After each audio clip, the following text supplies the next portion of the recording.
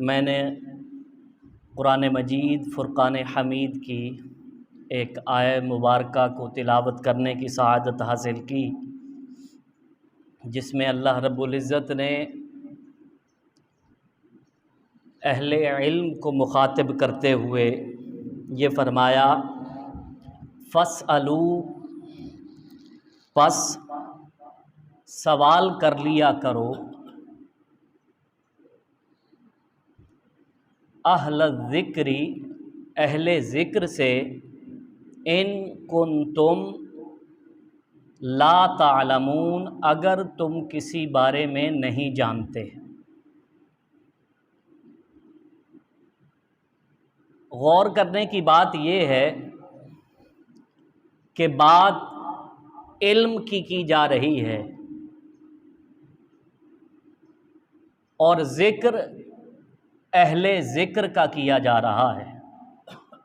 فرمایا فَاسْأَلُوا، پس سوال کر لو، اہل ذکر، اہل ذکر سے، ان کنتم، اگر تم نہیں جانتے، لا تعلمون، کسی چیز کے بارے میں۔ تو چاہیے تو یہ تھا کہ قرآن مجید میں اللہ رب العزت فرماتا فَاسْأَلُوا اہل العلم، سوال کر لو اہل علم سے، ان کنتم لا تعلمون، اگر تم کسی مسئلے کے بارے میں نہیں جانتے، جبکہ قرآن نے کہا کہ سوال کرو اہل ذکر سے اگر تم کسی مسئلے کے متعلق نہیں جانتے۔ تو اب جاننا یہ ہے کہ قرآن نے جن کو اہل ذکر کہا وہ اہل ذکر ہیں کون، اور ذکر کیا چیز ہے۔ سب سے پہلے یہ تلاش کیا جائے کہ ذکر کس چیز کو کہتے ہیں اور اہل ذکر کون ہیں جن کا ذکر قرآن نے ان الفاظ میں کیا کہ اگر تم کسی مسئلے کے متعلق نہیں جانتے تو اہل ذکر سے سوال کر لو۔ تو قرآن مجید کی ایک اور آیت میں فرمایا اِنَّا نَحْنُ نَزَّلْنَا الذِّکْرَ وَإِنَّا لَهُ لَحَافِظُونَ، کہ بے شک اس ذکر کو ہم نے نازل کیا اور ہم ہی اس کی حفاظت فرمانے والے۔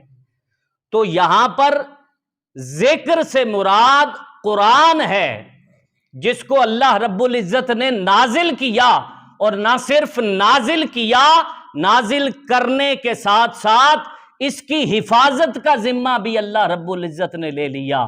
تو سب سے پہلی چیز یہ ثابت ہوئی کہ ذکر کیا ہے، ذکر قرآن ہے۔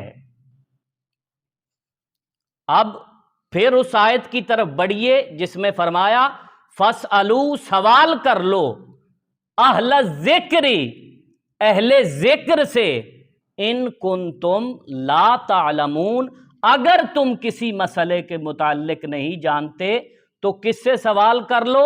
اہل ذکر سے۔ اور ذکر قرآن ہوا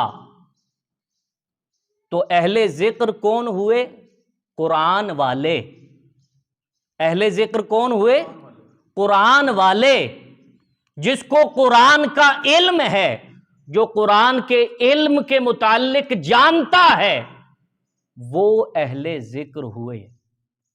عالم دین اہل ذکر ہوئے، جو قرآن کے علوم پر عبور رکھتے ہیں، جنہوں نے قرآن کو پڑھا ہے اور قرآن کے اندر جو رموز، جو اسرار و رموز بیان کیے گئے ہیں وہ ان سے واقف ہیں۔